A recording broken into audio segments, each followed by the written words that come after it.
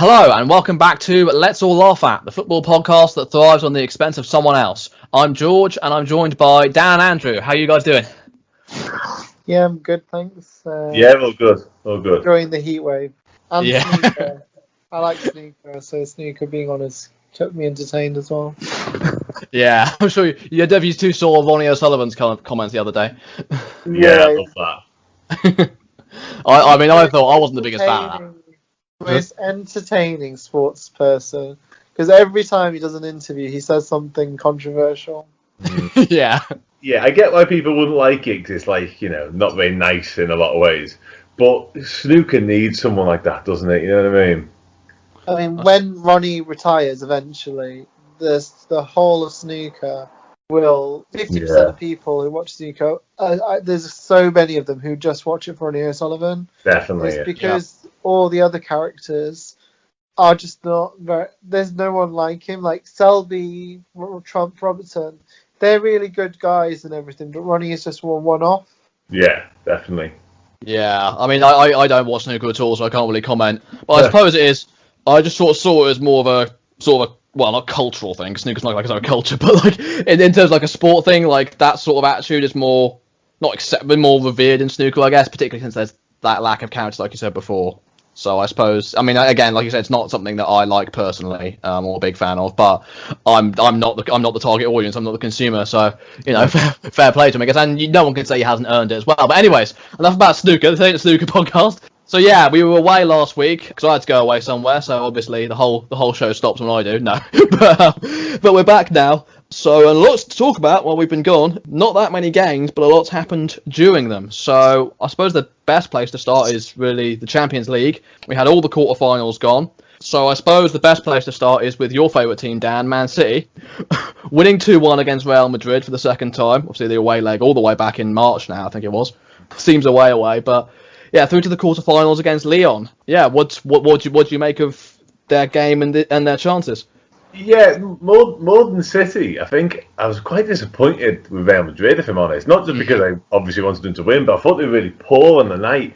And given the way they finished the Liga, I expected quite a lot more. Obviously, the game came down to two Varane mistakes, and they were horrendous. And I'd not seen a massive amount of Varane, but whenever I have watched him play, he's better than that. He's a good player. And somebody, I can't remember who it was, tweeted out before the game, basically saying he's like the most underrated centre-half who no one talks about in world football, essentially. And then he goes and does that. So that's why no one talks about him, maybe. But yeah, it was City were good, obviously, on the night. They showed the frailties still. I think they've still got defensive issues, which could probably not on. I think it's Sunday against Lyon. I don't think they're going to hurt them then. But yeah, I don't think City go all the way still. I still think a Munich or even a PSG stop them at some point. That's what I'm hoping anyway. Yeah, well, if they win in the semi-final, quarterfinal, sorry. Then they'll play either the winner of Barcelona or Bayern Munich. So yeah, that'll definitely be their big test. Yeah, I do think Bayern in particular, as much as Barcelona have, in my opinion, the best football there's probably ever been in Messi, they're not. I seen them last year, obviously firsthand. They're not what they were even like 3 years ago. Munich for me at the minute are the ones. Certainly with Lewandowski, who's just phenomenal. Yeah, I think I really want City Munich because City are going to beat Lyon, I imagine. But I think Munich will be too much for them going forwards. Yeah, I mean Andrew. We obviously with Real Madrid's European credentials needs no introduction. Obviously, after the sort of the hat trick of Champions Leagues that they won in a row, it sort of has petered out for them a little bit on the European stage, being knocked out by Ajax in that incredible comeback last year, and now a pretty lackluster performance all around against City. I mean, are things sort of fading in the Zidane era? Do you think? I think you've got to remember they lost Cristiano Ronaldo. And, yeah, exactly. Cristiano Ronaldo is probably best or second best player in the world, and he was scoring all their goals. So I know Benzema has had a bigger role since Ronaldo left, but I mean they're not the same force. I mean I look at the Real Madrid team and I think it's great, but even the centre midfield is the legs are aging a little bit. So you've got Casemiro, Modric, and Cruz. I think Modric must be like 33, 34. Cruz is early 30s. So they're probably they probably need a refresh, to be honest. I think as well, you can't legislate for someone like Gareth Bale completely going rogue and not even playing when they had high hopes that he'd be able to step up. So yeah, I think that firstly they won La Liga, so they need respect for that. But they probably, if they want to go for the Champions League again, will need a refresh.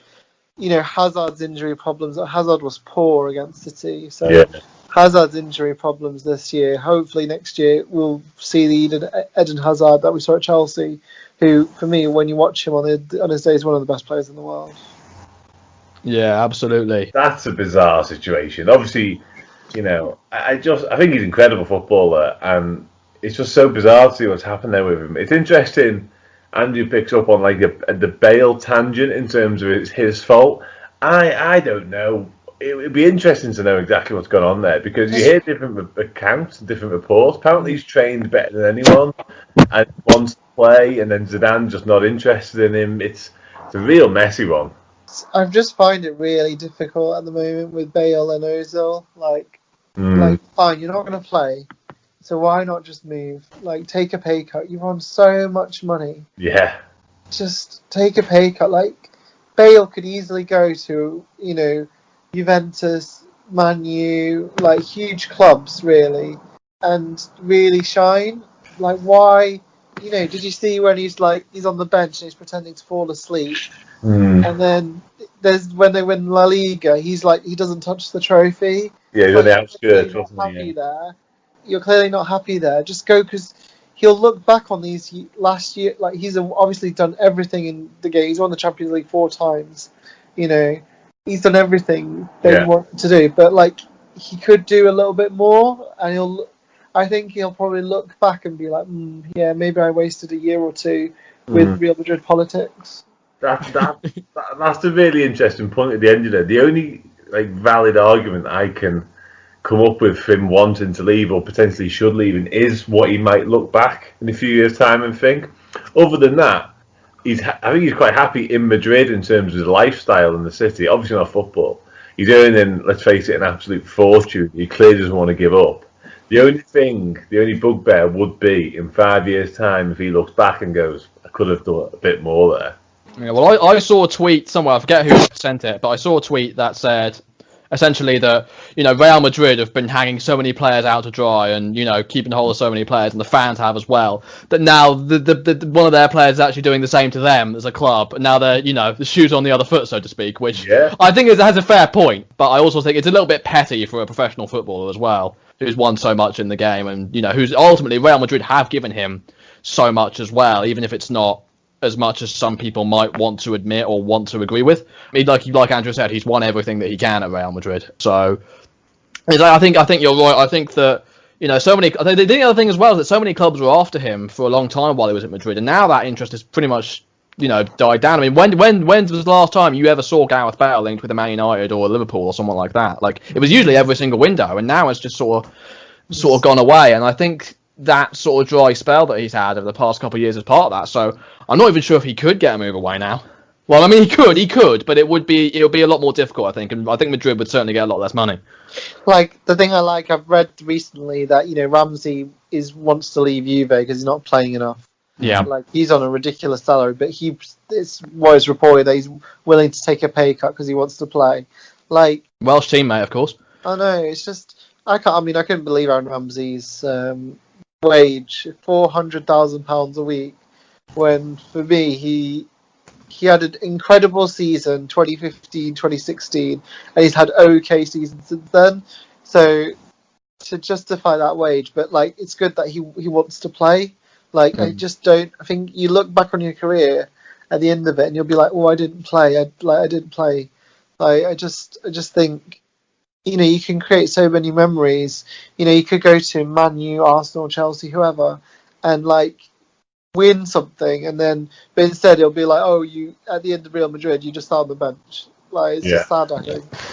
It definitely is sad, and the Ramsey comparison is an interesting one. I think it shows you two different types of people, really. But I'm a big fan of Ramsey, and you're right in what you say in terms of his form wasn't particularly fantastic. He was unlucky with injuries a lot of times. Certainly that leg break he had when he was really young, that was horrendous.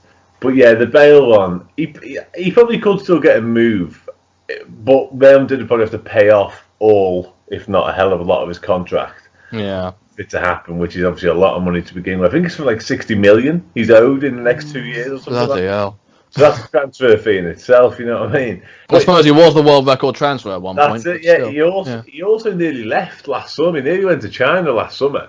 And it was Real Madrid who pulled the plug on the deal because they weren't willing to part with so much money and they were going to lose so much on him. So, he was willing to go at one point. Now it's become a bit of a... I think the reason he's not linked with clubs anymore is because it's such a farce and nobody knows what's going on that there's not much point in linking or trying to get him because it's just a mess of a situation. Yeah. I think the injuries are the problem as well. Like people, you want to give, if you're going to give a big salary, you want to know he's playing every week. But I think he's constantly injured, so it's. He's only injured for Real Madrid though. He plays for Wales. Yeah, that's true. Yeah. I mean, speaking of Juventus, we'll move to Manchester City's opponents in the quarterfinals. Lyon, probably my favourite result of the round, just because of what was the expected result. 2-1 in the end. Lyon winning on away goals, getting that early goal. Cristiano Ronaldo, who again we mentioned before, managed to pull 2 back, but wasn't quite enough in the end. Andrew, what did you make of the game? For me, I mean, I've watched quite a bit of Juventus this year, and they just looked really lethargic. They didn't move the ball quickly. I think Sarri came in. The idea was that he was going to play a bit similar to the Napoli days, but it's just very slow and ponderous. Ronaldo, Dybala, Higuain hasn't quite clicked this year. They were always going to win Serie A, so their whole thing is they haven't won the Champions League for I think more than 20 years anyway. So they're desperate to win the Champions League, and for them to again miss out as well to a team that came 7th in the French league, which we all know is not the strongest league. I know the league finished prematurely because of COVID, but yeah, it's really disappointing for Juventus, and I'm disappointed for Cristiano Ronaldo, to be honest, because I felt he played well. I think everyone else was a bit poor. Well, it's not. To be fair, it's not like he doesn't already have enough Champions Leagues to his name. Yeah, but I'm interested to see Pirlo. I think that'd be very interesting. Yeah, of course. Big news that are coming out of Juventus that Maurizio Sarri being sacked, like you said, failing to win the Champions League, and Andrea Pirlo being brought in as manager. Obviously, he was managing the under-23s for a while before he was appointed, so he knows. I think with Juventus trying to rebuild with the youngsters as well. He hadn't managed the under-23s yet. He just been appointed, and they changed it. Yeah. All right, my bad. Yeah, he's got as much experience in managing as me. Wikipedia scholar right here. But yeah, Dan, it's one of those. I mean, it definitely has. It definitely has Zidane vibes in the sense that it's a club legend coming back it can do no wrong in the sense coming back to manage the club, and it could definitely turn that way, but it can also, we've seen the time with club legends being appointed before, or just ex-players, ex-pros, and it backfiring. So how do you see this one going? Yeah, it's an interesting one. Obviously, as Andrew said, we literally have no idea of his credentials in terms of management. Incredible player, incredible looking human being as well. But yeah, do I detect a tinge of jealousy there? Definitely, yeah. It's a difficult one, obviously, not knowing much about him in terms of manager. But yeah, I don't know. I think in terms of club legends going back to manage where they once were a legend, it's such a tricky one. The United situation at the minute, this harps off a little bit to me in a strange way. It's like when we've had it before at Liverpool with Kenny Dalglish, when he came back for the second time and took over. And it's like you get the feel-good factor and you get that initial club legend, everyone wants to work hard for him. But when it's not going well, which it could do next year, say Juventus next year at Christmas are 5th or 6th in Serie A, then, does Andrea Pirlo get more time than Maurizio Sarri would, for instance, because of his statement at the club and what he means to that club? Probably will do, and it becomes really tricky then. The fans don't want to turn on him because they love him so much. It's a really difficult balance, and obviously Chelsea going through the same thing now with Lampard.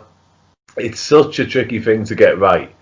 In terms of, I thought it was harsh on Sarri. He seems to be really unfairly treated everywhere he goes, in my opinion. I thought he did a good job with Chelsea. Everyone harps on about Lampard's job with Chelsea. They finished higher last year under Sarri.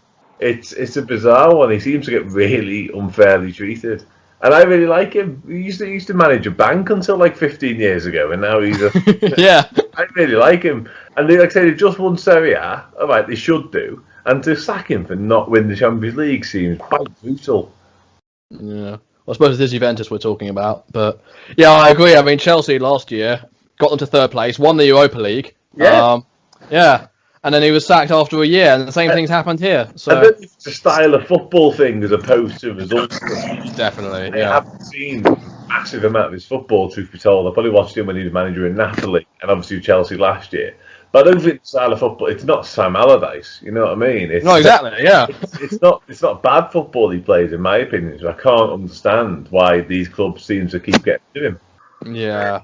I mean, as for Lyon, quarterfinals will be facing Manchester City. I mean, I think they've got a decent chance personally. I mean, and obviously City are going to be the firm favourites, and they're a very strong team, but they haven't been at their best this season, particularly in defence. And I think they could maybe exploit that. Andrew, what do you think? I think it'll be interesting to see if Sergio Aguero's fit and who he decides to play, because I thought Jesus was excellent in that second leg, actually. He's very good at pressing. He may not be as good a finisher as Aguero, but his pressing game is really good. I fancy City, to be honest. I think they'll just keep the ball better. I think if you're asking me who I think is going to win the Champions League generally, I think Bayern Munich. I think they just, ever since they sacked Kovac and brought in the manager, he's just changed everything about them, and they play such a nice high-intensity game. And, you know, I'm sure there are Arsenal fans who are thinking, why on earth did we let Serge Gnabry go? Because they're just... Yeah. Bayern is... Arsenal fans, try West Brom fans. Yeah. Tony Pulis saying he's the worst player he's ever coached in his life. Yeah, I think, you know, Tony Pulis rates, I don't know, Craig Dawson over Serge Gnabry. So Yeah. I think it'll be, for me, it'll be probably Bayern. I think PSG's problem may be that they haven't played many games. So at least Bayern had the end of the season, whilst, you know, I think PSG just had the French Cup final and then they were straight into the Champions League. So, and Lyon might have the same issue. So yeah, I'd go for Bayern. Yeah. Well, I mean, moving on to Bayern, you know, the last English team, well, not the last English team left, but the last English team to talk about, 4-1 against Chelsea. 4-1 against Chelsea. Bayern Munich 7-1 on aggregate. I mean, Dan, I mean, there's probably not much else to say that hasn't already been said. I mean, it's just a more of a demonstration of their credentials, I suppose. Yeah, it was. And you know what?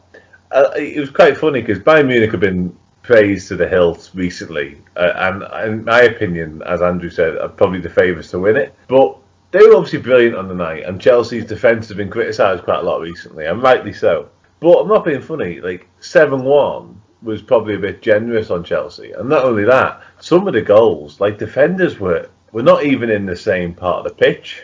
They were looking at each other when Lewandowski inevitably scored, what was it, like 50-odd goals a season, as if to say, how did he get there, or how can he score? It was bizarre to watch. Chelsea were awful, if I'm honest. I know they were already out of it, but even so, they were really bad.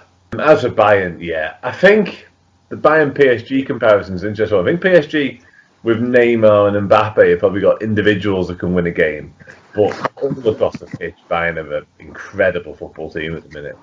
Yeah, no, I'd agree with that. I think that Bayern, it's a bit like, for me, the comparison's a bit like Germany in the World Cup back in 2014. I mean, you had teams like Brazil, like Netherlands, who had really good individual players, like the likes of Neymar and Robben, etc.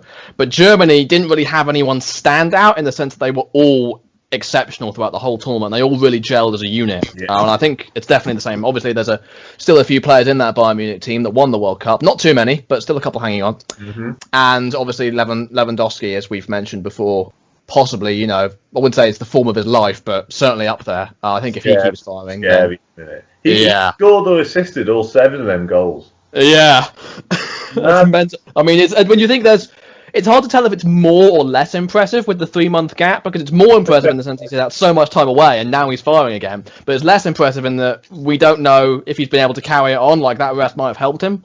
Yeah, true. Yeah. World-class striker either way. So. I mean, Andrew, as for Chelsea, the Frank Lampard thing is a bit of a weird one. I mean, he did get them in the Champions League at the end of at the end of the season, and given the transfer embargo and the players they weren't able to sign and the youngsters that he has brought through, you can't say that's a bad result by any means. But they lost the FA Cup final to an inconsistent Arsenal, and getting battered in the Champions League, albeit by a very good Bayern side, next season there's going to be a lot of pressure for him to deliver. Yeah, I think for me, he needs the transfer window to sort out the defence. I was thinking, who in their defence? Reece James. In terms of Chelsea, I don't think anyone in their defence has had a good season. So agreed.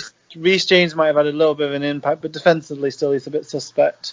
And I think he needs a transfer window to sort out the defence. I mean, it's great that they signed Ziyech and Werner, but he needs 2 centre-backs and probably 2 really good keeper and a good full-back as well. So he needs to sort out the defence because they won't do anything until that defence is sorted. I think in the FA Cup final, I personally believe that the Pulisic injury changes the game because he was the danger man in that game. Yeah, and he was causing lots of problems. And then once he got injured, they just weren't the same. But yeah, he needs to. I think at Derby he also had defensive issues, so he really needs to step up now and show that. I have been surprised that John Terry hasn't gone in at Chelsea, I've got to say. I thought that would happen quite quickly to help with the defence, but it seems, maybe John Terry wants to have a shot at the Chelsea job eventually as well. He doesn't want to be attached to Lampard. To be fair, you can't say John Terry's helped out too much at Villa, but... Yeah, I don't know. I think he seems very popular. No, I'm not saying he's a bad coach by any means, but in terms of, I was making a joke about Villa's defence more than anything else. Did you see Roy Keane's reaction to Villa celebrating staying up? Yeah, he hated I saw that, yeah. But I don't even know if Roy Keane's doing it on purpose now, where he's gone so much far. Because, not everyone's got his ability, so he can't really criticise. Well, he used to work there, didn't he, as a coach? So he was, albeit briefly. So there maybe there was a little bit of that still on the brain, but yeah, I think it's one of the cases where he has a brand, doesn't he, Roy Keane? He says he lambasts players. That's his reputation from on and off the pitch. So I suppose he was probably trying to stick to that for maybe viewership sense. I don't know. Not that I'll ever say that to his face. But yeah, so on to the last tie, and probably the most heartbreaking one, because my current favourite team in Europe at the moment, other than Palace, of course, Atalanta. I love everything about them. I love the way they run. I love the way they play. Third in Serie A this season and scoring, I think, 98 goals this season in the league, the most in Serie A. So, and leading PSG for so long, and then 2 quick-fire goals in injury time. The winner from Choupo-Moting, of all people, the former Stoke City, bench warmer. I saw a stat somewhere, I forget all the years, but there's a stat somewhere that if PSG get to the final, then that means that Stoke will have had a player in the 2008, 2009, 2010, 2011, 2017, 2018, 2019, about 10 of the last 18 years, there would have been one former Stoke or current Stoke player in the Champions League final, which is just mental to think about. But yeah Dan, it's a crazy game for sure. Yeah, it was. And with you, I like Atalanta, and I felt really sorry for them in a lot of ways. Not just the club, but the story for them in Bergamo in Italy. Bergamo, Plays hit particularly badly. So. And not only that, the football they play, I don't watch a lot of Serie A, but if they're ever on telly, I'm more interested because they play some amazing football. They have done for a few years. I remember they turned Everton over about 5-1 or 5-2 at Goodison a few years ago. And that's always nice to see. But yeah, I felt sorry for them last night. I thought they were really good. I thought they ran out of steam a little bit towards the end. When they sat back and let PSG come at them constantly, it always felt like they might nick something. I think they had an injury and he came on because he made the subs. And he came on, he could hardly walk at the end, and that didn't help. And they were missing, I think, Ilicic, one of their top scorers as well. As much as I expected PSG to go through before the match, given it was 1-0 for so long, I did kind of hope and think Atlanta were going to do it. But yeah, no, I was gutted for them, to be fair, and would have liked to see them go a bit further, because in one-off, which obviously what the Champions League now is, one-off legs, anyone can kind of beat anyone, which is what gives me hope for Leon on Sunday, really. Yeah, no, for sure. I mean, if it was an Atalanta v Lyon quarter final, then I mean, obviously the draw wouldn't have been worked out in the end. Yeah. But it would have been a great final for sure. But yeah, I mean, we've got to give PSG some credit, Andrew. I mean, we talked about sort of individual brilliance versus team brilliance, and that's definitely showed here. But to be fair to PSG, they got the job done in the end. Yeah, I think. I mean, there's a lot of people saying, "Oh, Neymar." Was Neymar wasteful and not have a good game, or was he the guy who was doing everything? And I personally think he was the best player. You know, for Neymar generally for PSG to step up, they need to get at least to a Champions League final, because they've obviously spent so much money. They've got Neymar, Mbappe, Icardi, Di Maria, and Cavani. This might be their best chance as well, so they really need to take it. I think. For teams generally, there's never been a year where both Barca and Real Madrid have been so weak. Yeah. So, you know, they really need to take this opportunity. I think for City as well, they need to take this opportunity, because I cannot see Barcelona being this bad again next season. So all the teams really need to take their chance. Yeah, absolutely. I think obviously PSG don't have a great record in terms of progressing. I don't think they'd progressed past the last 16 until this season. Obviously, the Man United game the last year, you know, being 2-0 up away from home and then conceding a last-minute penalty and losing it. But it's definitely, you're right, it's definitely a big opportunity for them. I think as well with Barca and Bayern playing each other in the quarterfinals, that's one of the biggest names out already. So it's going to be interesting for sure. Yeah, so moving on from the Champions League to the Europa League, we won't go over all these games because there's a lot of them. But we'll start with the English. We'll start with Wolves. Obviously, they beat Olympiacos in the round of 16. It's round of 16. Excuse me. Beat them in the end, and then unfortunately suffered last-minute heartbreak against Sevilla in the quarterfinals. Sevilla, obviously, the Real Madrid of the Europa League, in the sense that they won 3 in a row before under Unai Emery, in fact. Former Arsenal boss. So yeah, Dan, it's a bit like Atalanta. I wasn't rooting for them as hard, but it would have been nice to see them do well, considering how recently they've been in lower times. But it wasn't to be. No, it wasn't. It brought to an end. Everyone's heard it, but how many days was their season? Just over a year's worth of football. Yeah, I think it was just past, because they started their European qualification in July last year, I think, or something. Yeah, or early August, so they just passed a year. Yeah, so that's something in itself. But yeah, I was again half gutted. I like Wolves. I like the boss. But one thing I will say, I tweeted about this at the time. No European football for them now next season of any capacity. And that's got to open up a bit of a can of worms in terms of some of their players, because they're very good. They're a very good side. They've got some very good individuals. I wonder if not having European football might just make a couple of clubs look at a couple of their players a bit more closely. The likes of Adama Traore, who I think he's just terrifyingly fast for one. You see that penalty that he won? He ran literally the length of the pitch. It's like you're playing FIFA. You heard the foreign commentary on it. The fella's just like doing like a car noise as he speeds away, basically. He is, honestly, and I would take him as you all know, I'm a Liverpool fan. I would have him at Liverpool like a shot. He wouldn't start every game, don't get me wrong, because he's not as good as like a Salah, but off the bench, he is frightening. But yeah, I really like Wolves, like I say. I like the manager, I like a lot of the players, and Sevilla, I think they were a better team than like Wolves for a lot of it. I think Jimenez's a penalty miss from that Traore run kind of took the wind out the sails a little bit. They weren't really the same afterwards, which was a shame. But yeah, Sevilla, I don't really think a lot of them. But on the go, I know we're going to talk about it, but I fancy Inter Milan, if I'm honest, in the Europa. But yeah, no, gutted for Wolves. Brought an end to a very good and very long season. But I do wonder if a few of their players might be targeted now.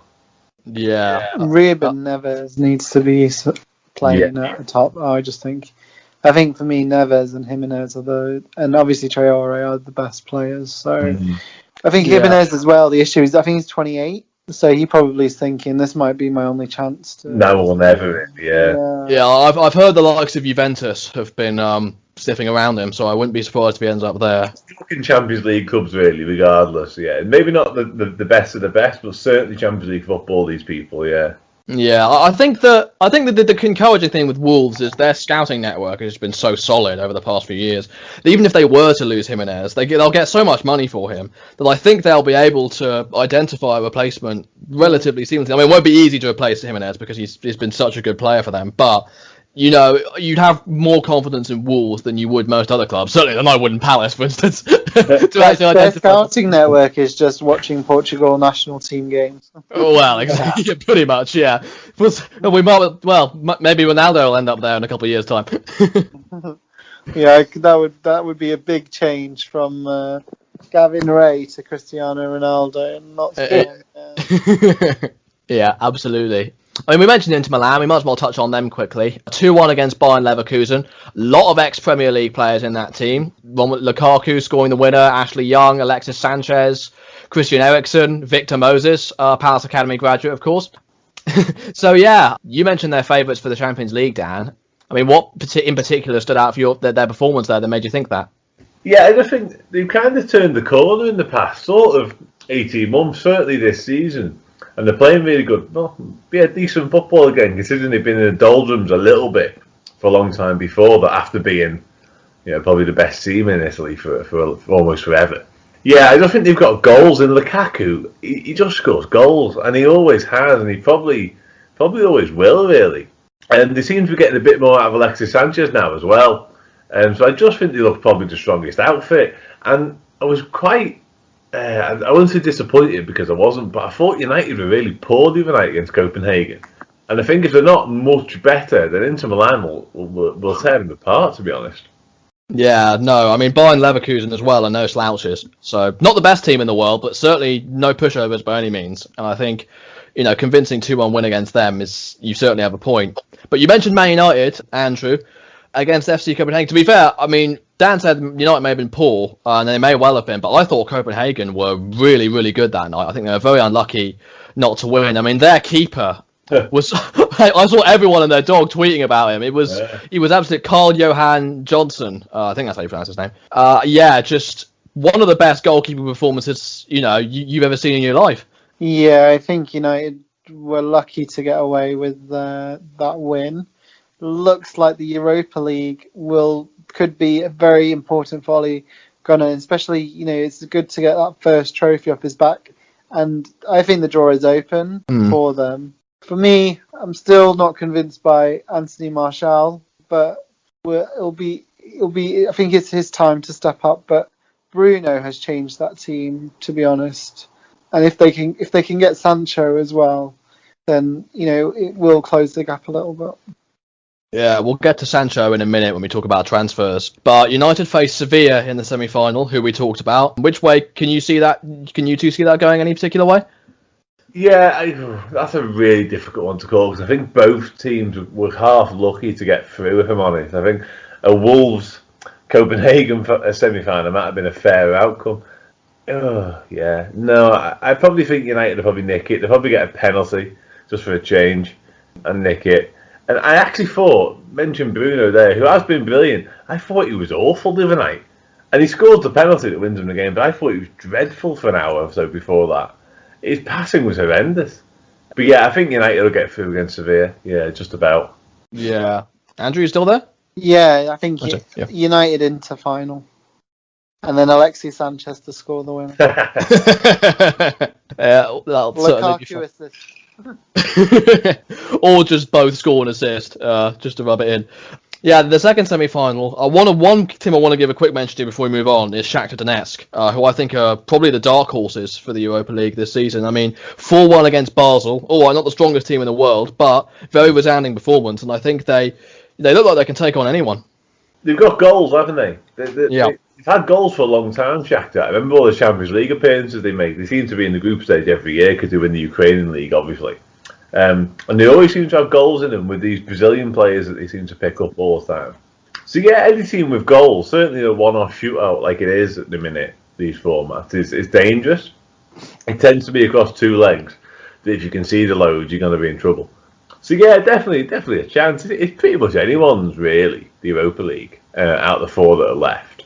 United, I think, are like favourites with those supposedly in the know in terms of the bookmakers, but I don't know. I just can't see it. I think they're lacking something, to be honest. So yeah, I think an Inter United final is probably the most likely outcome. But with Inter doing it. Yeah. I think for the Europa League, it probably needs an Inter United final. When they have like these like top finals, it makes such a huge difference. So Inter United final, especially Antonio Conte facing an English team, the Lukaku, Sanchez, and Ashley Young factor. It would, it's just for me like the Europa League gets exciting in the last 8. So to have another exciting final, 2 clubs, big clubs, fighting out against each other would be great. Yeah, it definitely doesn't get exciting until about now though, because if you look at the group stage, some week I don't know who some of the teams are that are playing. I think one of the guys on Arsenal Fan TV said a lot of the teams we play look like wireless passwords. Yeah. Mad competition, like. Yeah. Yeah, I mean, given we've never been in a European competition in our lives, that's what all Palace fans want. They want to play in Europe. And I'm that's sure sort you've of been in the Anglo-Italian Cup, wasn't that a big thing 20 years ago? What was it? It was the Intertoto Cup, I think. I think we played 1 round in that, and we lost to some team out in Belarus, I think it was. I'm not sure how we qualified for that, but we were somehow. Fair play. Used to be a qualification route, didn't it? I read that. Palace will accept something like 4 million for Benteke, and I was like, 4 million. I saw more like 8-10 million, but isn't he on 120 grand a week? Well, that's the problem, is that because the fee almost doesn't matter, because whoever takes him is going to have to take almost all of his wages. So like they sort of have to make it as low as they can to make someone take him. Really, you should. Honestly, I still think he's got a utility, even though he doesn't score that much. He is a good target man, and if we're not going to sign anyone else, which I don't trust us to, then I don't think there's anyone getting getting rid of him. Otherwise, we'd be left with about 2 fit forwards. Well, I say fit very loosely in terms of Connor Wickham, because he's in the injury room every week. But Connor Wickham is still at Palace. Oh my God. He's still there. He was on loan at Sheffield Wednesday end of last season, but he's come back and they haven't come in for him. So has he got a 10-year contract or something? They keep giving him because we keep giving players like that contracts because we're trying to get money for them, and as well as just reduce their wages in general. But you can argue the merits of that, I suppose. I just think we should let them run out personally and just get the wages off full time. But yeah, I'm not in charge of the club. But anyways, moving into that, we seem to be getting into just sort of bridging into these topics quite nicely tonight. The other thing, now the transfer window, there hasn't been too much massive action, at least not since the window's opened. Obviously, Chelsea have spent a lot on the likes of Inferno and such. But there's not too much to talk about. We'll start with your team, Dan. Liverpool only brought in 1 player so far, and yes. I'm really ashamed that I can't remember his name because he's a Greek lad, Greek international, so I really should know him. Tomiskas. That's the one, Tomiskas. Yeah, the left back looks a good signing for sure. Looks a solid signing, especially at the price. And obviously, there's a lot of rumours going on about Thiago at Bayern. What have you made of the whole thing so far? Yeah, I'm not gonna pretend I've watched a hell of a lot of Kostas Tomiskas before now, but I just got to trust whatever we do in terms of transfers. Given the few years we've had bringing players in, Michael Edwards and Klopp just seem to get it right with whoever they bring in. I was quite excited about the Jamal Lewis rumours before we went and got Tomiskas. To be honest, I liked Lewis last year when we played him and when I seen him play generally. But yeah, we needed cover for Andy Robertson, so we've got that, and that's the main thing. If we'd have only signed 1 all summer, I would have liked it to have been a backup left back. So we've ticked that box early doors, which is nice, because I've mentioned it before in a few things I've done. When Robertson was in need of a rest or not fit, which is rare, or suspended, which is also rare, it was James Milner or it was Joe Gomez at left back, and it's just we lose so much down the left hand side when that happens. It's just not good news. So, by the looks of it, I've seen a few people have done a few write-ups and stats on him and what have you. He looks good. He looks of a similar mould to Robertson, so that's good. As for other things, we've been linked with Ismail Assar from Watford, which is interesting. I'd be quite happy with that. He tore us apart at Vicarage Road. And the Thiago one is obviously the big one in terms of rumour now for Liverpool. There's been developments today on that. It looks like we finally made contact with Bayern Munich, according to a couple of German publications. I think Sport Bild is the big one there, saying we've actually spoke to Munich about him now. It's a weird one because by the looks of it, he wants to come to us and Klopp's keen on him, but the clubs haven't actually done anything about it yet. Seen quite a lot of him. We played him obviously last year in the Champions League, and he ran the first leg, to be honest.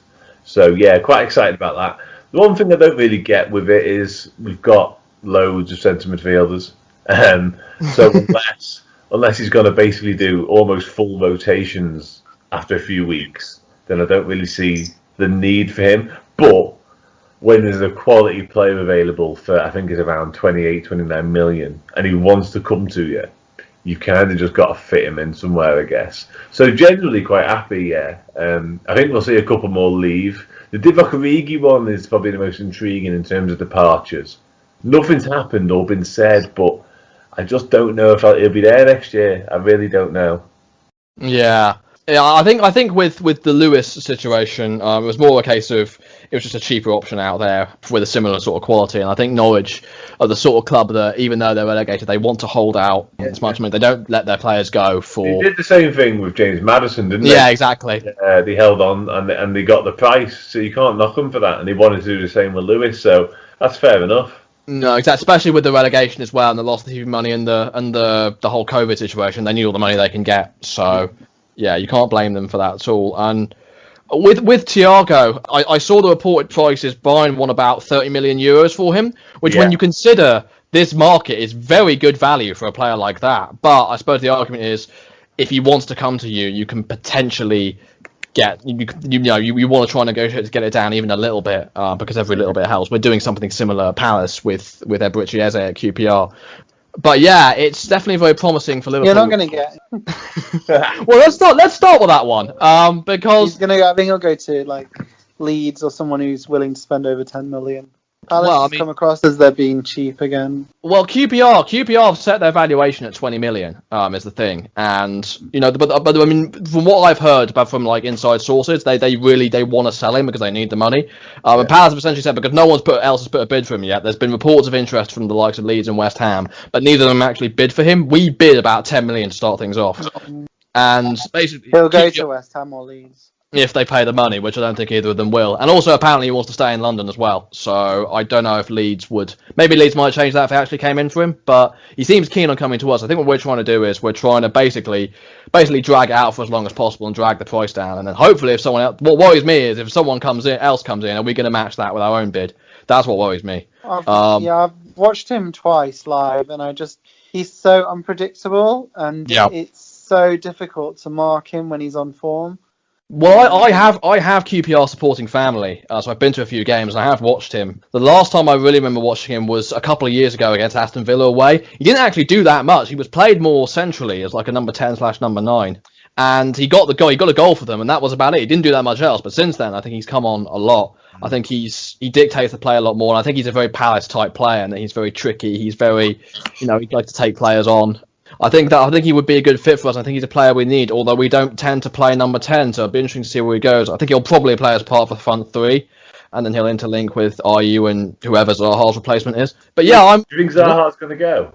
Well, the thing is, it's obvious he wants to go. There's this massive fuss about him being out of the club with his friends and then putting Zaha to Arsenal on the sign. For me, they didn't confirm anything we didn't already know. We know he wants to leave. We know Arsenal have been sniffing around, and we know they still won't pay the money. So until that changes, I can't really see him going anywhere, because I don't think anyone is going to pay the money that we want, even though I think it probably has come down since the pandemic. I think that still, I don't think we'll be taking 40. I think 40 million minimum is really the minimum we'll be asking for. I think it's come down even before the pandemic in terms of. Well, no, exactly, yeah. I think 2 years ago he was brilliant, but I don't know about the last 2 years. I mean, you've seen a hell of a lot more of him than I have, but in terms of stats and watching him against Liverpool, I'm not sure anymore. Well, I don't think the sale and failing to replace players like Wan-Bissaka and Batshuayi has helped him at all. I think he's got a worse team to work with. But I think he is still a good player. I also think as well that it's just his head's gone. I just think he's I think he just wants to leave, and he's not as committed to Palace as he was. Not that he doesn't try, but it's just not the same thing.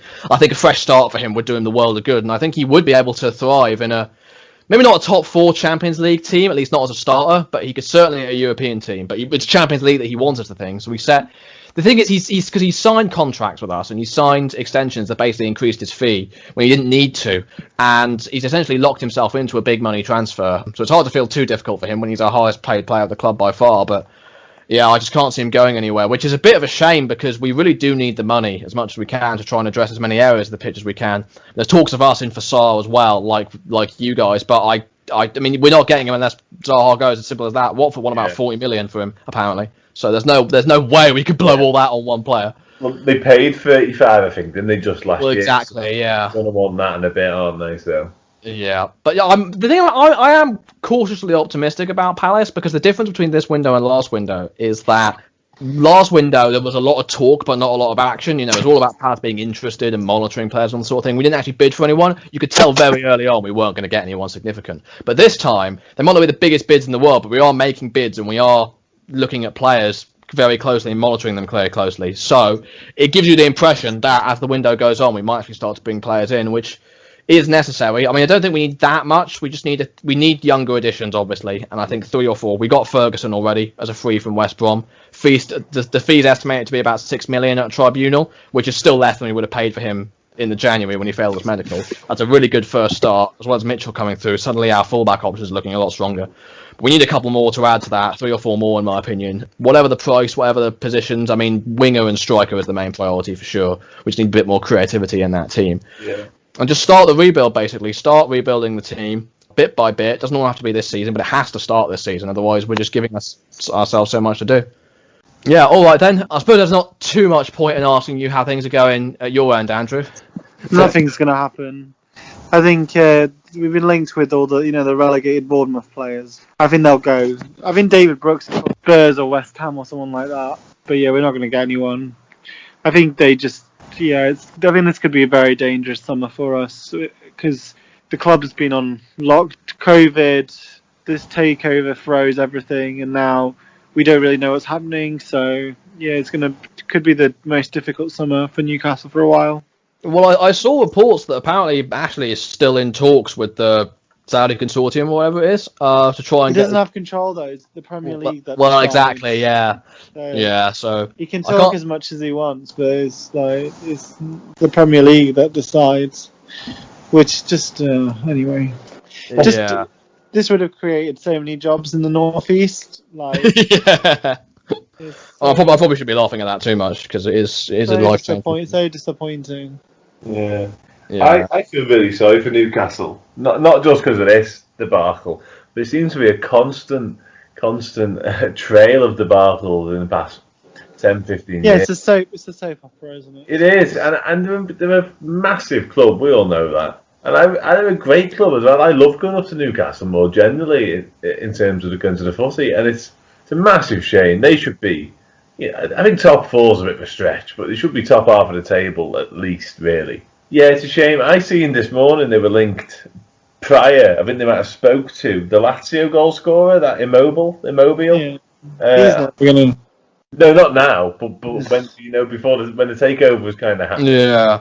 That would have been some coup. He came out and said he had an approach from the club whilst the club was going on, but Yeah, he's. We'll probably end up with Jordan Ibe, like I said. could do a lot. Well, I mean, on a free transfer, I suppose you can't complain. But Jordan Ibe and Danny Welbeck on loan or something. I've seen Jeff Hendrick as well. Has been quite strongly linked. We'll probably end up with him. But also linked with AC Milan. yeah, that's a weird one because Hendrick's a decent player. I think he's quite underrated. But is he an AC Milan player? That was strange for me. Yeah. It's weird, isn't it, these days? You get top players, so you get players who are very average going to like clubs that we used to be associated as huge, like AC Milan. Yeah. So it's, I mean, like if you'd ever told me that Ashley Young would go to Inter Milan, I would have been like, you're crazy. Yeah, true. Yeah, that's true. Yeah, absolutely. But yeah, no, there's not too much in the transfer window going on right now. But there's been news coming through that or the full, basically the TV, not the TV deals, the finishing, like the reward money for finishing in the league is going to be paid in full this season. Hasn't been paid yet, but it's going to be. And basically what they're doing is they're taking it out of next year's budget instead, so that everyone gets everything up front. So now that that's been achieved, hopefully we can see things start moving, which is going to be good, which should be good to see. So yeah, there's really only that's all laugh at yet. After 2 weeks away, I hope you guys have got something good. I was going to go with, I went for this week more focused on, and it's just a generalisation on Scottish football, because what a debacle up there. It is like shambolic. I thought it couldn't get much worse, to be honest with you. And they've come back, obviously, in the past couple of weeks. They're playing again. And it's just, the Aberdeen situation, 8 of them. I mean, it's a nasty subject, we all know that. But in terms of how it's handled and how to go about the business, and then that Celtic player this week, that Bolingoli, went to Spain after a game just for a day and then come home, and then it's just incredible what goes on up there. And now Celtic, Aberdeen, can't play for 2 weeks, and the league only started last week. And they're playing each other this weekend. They're supposed to be. I just give up with Scottish football. I think the league's a bit of a farmers' league to begin with, and that's even with Stephen Gerrard managing up there. And this sort of thing just tops it off for me. Yeah, I mean it's crazy. I mean there's so much going on. Obviously there's the league ending prematurely because of lockdown. You know, you've got Hearts have been hit with some form of penalty that isn't even relevant to them. I've seen. I'm not too sure the details, but they've been royally. Apparently, they are seriously threatening legal action now, because they've been royally screwed over multiple times, relegated obviously. And you've got the lockdown stuff. The game's cancelled. There's just so much going on up there. They all went into a pub. They went out for a meal, which was fine, and then they went to a pub, didn't they? All the players, and that was the pub that was like the epicenter of what went wrong, basically, in Aberdeen. And you just couldn't write it. A couple of days later, they're all reading about this pub and like, oh, shit, we were there 2 days ago. You know what I mean? And all of a sudden, they've only been back a week and they've all got to go back into lockdown, these players. I just give up with Scottish football sometimes. Well, I think some people go past sometimes. Andrew? Mine's Mesut Ozil. He came out with a statement today saying, I'm not going to leave. I want to stay. I love Arsenal. But for me, the thing which really annoyed me was he saying that one of the reasons they froze him out is because he wasn't willing to accept a pay cut. Now, he's not justifying his wage at the moment, and he hasn't really justified his wage since he signed that contract, to be honest. And I think when you see like 750,000 people have lost jobs during COVID, then, Ozil maybe shouldn't have said that. He wasn't willing to, talking about how a pay cut would be unfair to him, because I think they wanted him to take a 5% pay cut. It's just, he was a great player. He's just not great anymore, and I think he should go play in like Germany or Turkey or somewhere, because he's ruining his legacy with the way he behaves sometimes. I mean, he seems to play more Fortnite than football these days. Anyway. Yeah. Didn't he take up Turkish residency? Doesn't he declare himself as Turkish now or something? Yeah, I think because he felt that the 2018 World Cup got blamed on him, which I agree, because Thomas Muller was terrible, Neuer was terrible, Hummels was terrible. There were so many players in that. So why they all blamed Ozil? Some people thought it was because of he's an immigrant and so forth. Right. But yeah, he definitely he's just. I think as well, he's got a very bad PR team at the moment. They really need to do a better job. Him and Gareth Bale probably have the same agent, I think. Hey, they get a lot of money if they have. Yeah, I mean, there's not much more. We talked about the Ozil situation a couple of times, especially with Johnny before. There's not really much I can add to that. It's just, Arsenal this week have made all them people redundant as well. Yeah, exactly. I mean, it's still paying. They're due to sign Willian on God knows how much money he's going to be on. Keeping the likes of Ozil, trying to offer Aubameyang a new contract. It's like, good to know where their priorities are. I know. It wasn't a good look for them. But their PR team didn't have a great week there. No, certainly not. I suppose thankful Johnny's not here so that we can rip him on that. But yeah, so I've gone for Paul Pogba personally. I don't know if you saw this, but on Twitter he was hyping up, having up a big announcement, a big sort of thing for the fans to see.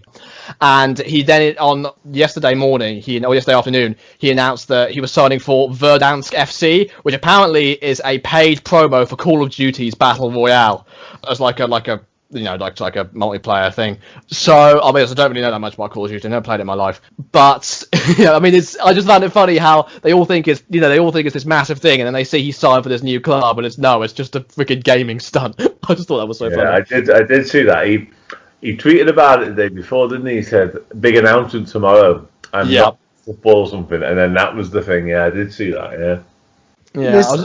It really annoys me when they say, "Oh, I'm going to announce my new club in 3 days or something," and then they're just staying at their current club. It really irritates me. Yeah. Lower league clubs. I think Sol for Atletico did that. Griezmann did the same thing. He said, "Oh, I'm doing this huge decision," and the decision was he's going to stay at Atletico. It's just and then he went to Barca anyways. Yeah. He's someone I'd like to see in the Premier League, if I'm honest, Griezmann. But I don't think anyone could afford him now. No. Probably not. No, especially not after Barca are going to want to keep him for a little while. But yeah, out of those three, I think I'd rather go for Scotland, to be honest with you. It's just there's so much in one package. It's just it's a gold mine of laughing. It's just like I say, the topics are quite serious, but when you put it all together, you just think, what is going on up there? It's mad. Yeah. I mean, to be clear, we're not laughing at anyone who's been affected, with that sort of thing, because obviously we know a lot of people, including people related to this podcast, have been affected by it. But it's just looking at the whole, mainly the handling of the situation in general by the people who are supposed to be in charge. That's more where the humour lies. And solely on a football point of view, exactly in terms of how they come back last week, and then within days, players have broken all sorts of protocols, and they've got to shut down again. Essentially, it's just a mess up there sometimes. Yeah, it is. But hopefully they can get. Red Bull have scored. Oh yeah, we forgot to mention. I completely forgot about that game. Yeah, we were calling again during the game, and RB Leipzig, let's go Madrid. It's the Champions League tie this time, and yeah, Leipzig was scored. Unless I'm assuming, we should probably wait a couple of minutes for VAR. It looks fine. Yeah, 1-0. Yeah. Yeah. I mean, I'd quite like to see Atletico win the Champions League personally, out of the two, but not. I mean, I suppose if they're not going to get to the final, then there's not that much point. But yeah, I suppose we might as well touch on them very quickly. Yeah, what do you make of either of them's chances? I think we're just saying, with Red Bull, that if they had Werner, I think we'd all be a bit more confident. But losing Werner has kind of screwed them over. But obviously, Atletico have the ability, in a one-off game, to do something. But they've been quite far off Real Madrid and Barca this year. I'd probably say both teams are unlikely to win. Yeah, you're right. It's an interesting one.